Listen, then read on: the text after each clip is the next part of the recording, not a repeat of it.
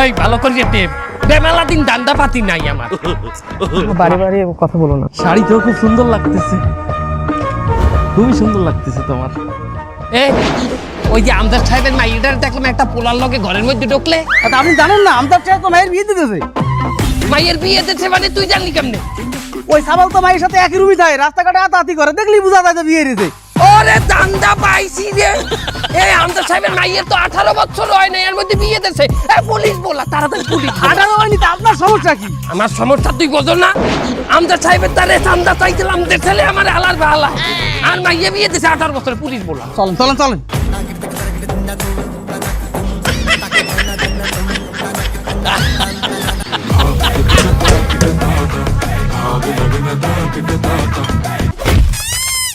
মাইয়াকে বাল্য বিবাহ দেওয়ার অপরাধে আপনাকে গ্রেফতার করা হইলো।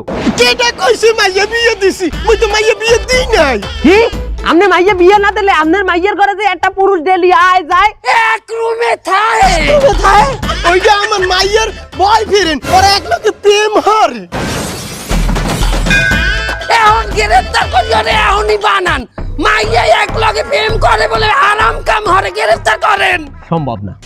কেন বাবা? প্রেম একটা আপেক্ষিক জিনিস, আইন দিয়ে সেটাকে আটকানো যায় না। সে যদি বিয়ে করতো হেলে না হয় আমরা তাকে গ্রেফতার করতে পারতাম। প্রেমের সম্বন্ধে কোনো আইনে কিছু বাধা নাই। এটা আপনি কেমন কথা কইলেন ইন্সপেক্টর সাহেব?